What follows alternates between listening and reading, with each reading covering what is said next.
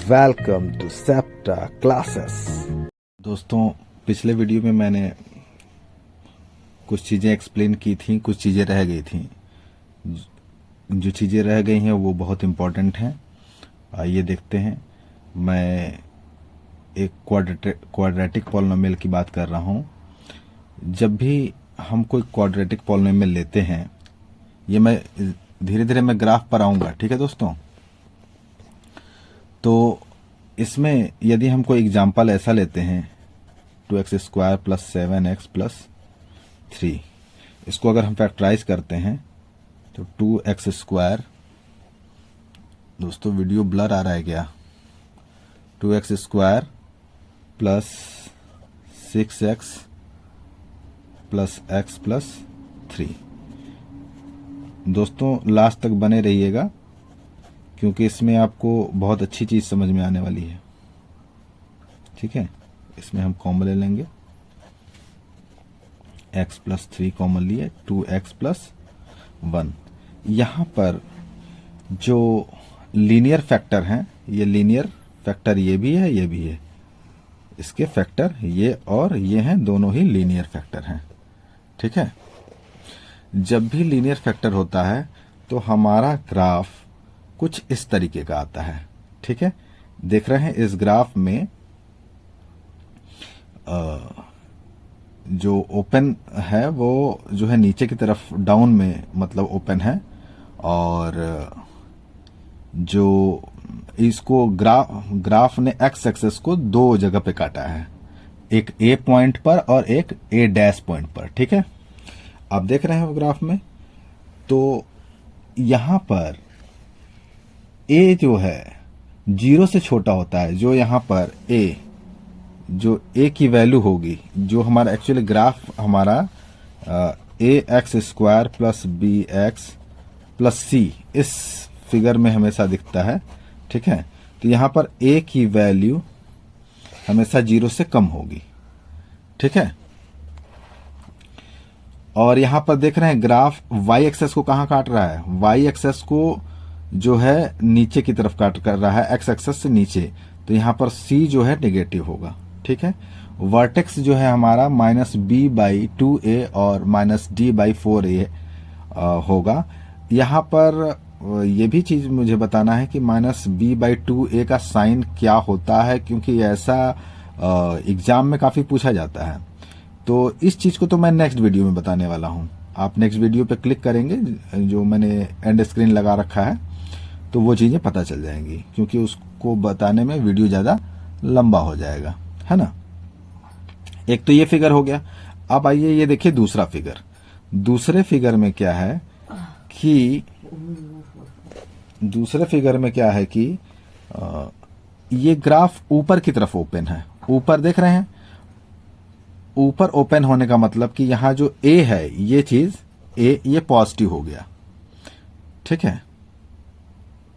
ए positive हो गया और वर्टेक्स हमारा देखिए ये वाई एक्सेस के लेफ्ट साइड में है, तो -b/2a है, तो ये तो निगेटिव ही होगा। इसको हम, हालांकि मैं नेक्स्ट वीडियो में ज्यादा अच्छे से एक्सप्लेन करूंगा, तो आप उस वीडियो को भी जरूर देखिएगा, क्योंकि वो एग्जाम में बहुत आता है, ठीक है। ये तो ये केस हो गया जब लीनियर फैक्टर अलग अलग आते हैं, ठीक। अब हम दूसरे फिगर पे आते हैं, ठीक है। तो इसमें दूसरा एग्जाम्पल भी लेते हैं। दूसरा एग्जाम्पल जो है x² + 6x + 9 है, ठीक है। इसको यदि हम फैक्टराइज करते हैं तो x² + 3x + 3x + 9, ठीक है। x + 3 + 3x + 3। अब यहां से x + 3 कॉमन हो जाएगा और यहां पर x + 3। इसमें देखिए जो लीनियर फैक्टर हैं दोनों सेम हैं। लीनियर फैक्टर जो हैं वो दोनों सेम हैं। इसका मतलब ये है कि ग्राफ जो x एक्सेस को है एक ही जगह कट करेगा, क्योंकि ये दोनों पॉइंट यानी x की वैल्यू निकालेंगे तो क्या आएगा, -3 आएगा, ठीक है, माइनस दिया जाएगा। हालांकि ये एग्जाम्पल मैंने समझाने के लिए लिया है, ग्राफ दूसरे कोऑर्डिनेट के लिए प्लॉट है। तो ये देखिए ग्राफ, देखिए इस ग्राफ में क्या है, ग्राफ नीचे की तरफ ओपन है, नीचे की तरफ, तो ए 0 से कम होगा।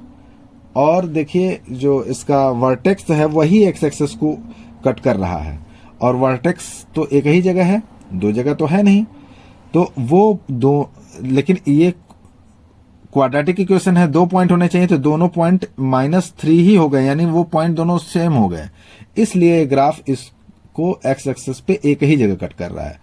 दूसरे एग्जाम्पल में भी देख लीजिए इसका, यहां पर ग्राफ ऊपर की तरफ ओपन है, ए ग्रेटर देन 0 होगा, और वाई एक्सेस को ऊपर की तरफ काट रहा है, तो यहां पर सी की वैल्यू भी पॉजिटिव होगी, ठीक है।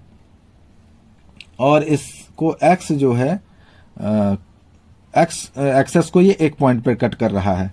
इसका मतलब ये है कि जो लीनियर फैक्टर है, इसको लीनियर फैक्टर बोलेंगे क्यों, तो लीनियर फैक्टर जो है सेम है, इसलिए उसको एक पॉइंट पर कट कर रहा है, ठीक है। तो अब हम कुछ और एग्जांपल लेके कुछ और केस के लिए समझते हैं। दोस्तों ये मैंने तीसरा एग्जांपल ले रखा है, इसको फैक्टराइज करने पर ये फैक्टराइज होगा ही नहीं, और जब नहीं होगा फैक्टराइज, इसका मतलब यह है कि एक्स एक्सेस को ये कहीं कट नहीं करेगा। तो इसका फिगर एक ये देख सकते हैं आप, एक्स एक्सेस को कहीं कट नहीं किया है, इसका मतलब इसकी कोई जीरोज नहीं है। और ये दूसरा फिगर दे सकते हैं जिसमें नीचे की तरफ ओपन है, और इसमें भी एक्स एक्सेस को कहीं भी कट नहीं कर रहा है, इसका मतलब ये है इसके कोई जीरोज नहीं है। दोस्तों इस केस में मैं ये बताना भूल गया था, मैं फर्स्ट एग्जांपल पर फिर से आ गया हूं। अगर आप इससे, ये ए है, ये बी है और ये सी है, इसकी वैल्यू आप इसमें रखेंगे तो ये ग्रेटर देन 0 आएगा, ठीक है। और इस केस में अगर आप d = b² - 4ac, a की वैल्यू 1, b की वैल्यू 6 और c की वैल्यू 9 रखते हैं, तो ये 0 के इक्वल आएगा, ठीक है। और थर्ड केस में ये b² - 4ac की वैल्यू <0 आएगा, ठीक है। तो इसमें <0 होगा तो कोई जीरोज नहीं होंगे, इक्वल आएगा तो सेम जीरोज होंगे, और जब ग्रेटर आएगा तो मैक्सिमम जीरोज जितने हो सकते हैं क्वाड्रेटिक इक्वेशन में उतने जीरोज होंगे, ठीक है। दोस्तों मैंने एंड स्क्रीन पर जो वीडियो लगा रखी है उस पर क्लिक करें और आगे की वीडियो देखें, क्योंकि वो वीडियो बहुत इंपॉर्टेंट होने वाली है।